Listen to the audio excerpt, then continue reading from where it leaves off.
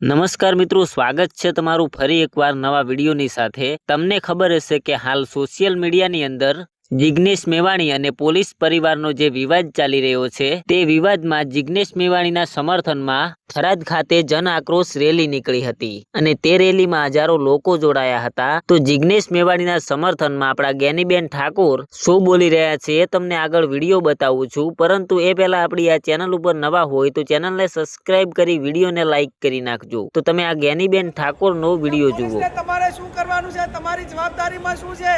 એ કરવાને બદલે જ્યારે પબ્લિકના લોકો, જ્યારે પબ્લિકનો અવાજ એ બાબા સાહેબ આંબેડકરે જે બંધારણ આપ્યું છે અને બંધારણમાં વાણી સ્વતંત્રતાના અધિકારો આપેલા છે,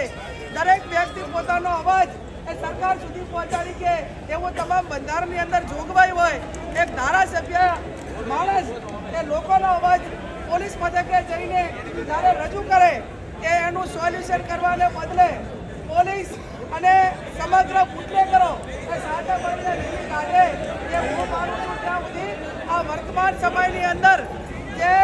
ડ્રગ્સના વેપાર કરવાવાળા, દારૂનો ધંધો કરવાવાળા, હપ્તાઓ લેવાવાળા અને તમામ કેફી પદાર્થો વેચવાવાળાને પોલીસ સમર્થન આપતી હોય એવું અમને લાગે છે। ત્યારે આજે અમે તમને બધાને વિનંતી કરીએ છીએ, આજે થરાદ એસપી અને સમગ્ર ગૃહમંત્રીને બધાને વિનંતી કરીએ છીએ કે આજે હજારો યુવાનો બરબાદ થઈ રહ્યા છે,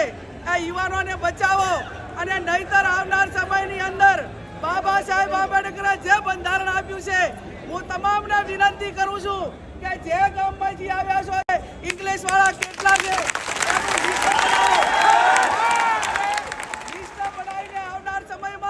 એસપીને આપીશું, ગૃહમંત્રીને આપીશું, ગાંધી ચિંતા માર્ગે ચાલીને આ દેશના અને આ ગુજરાતના અને આપણા જિલ્લાના યુવાનોને બચાવીશું। અને આજે અમે આવેદનપત્ર આપીને સરકાર પાસે જે અપેક્ષા રાખીએ છીએ આવનાર સમયની અંદર આ પ્રશ્ન હલ નહીં થયા તો આવનાર જે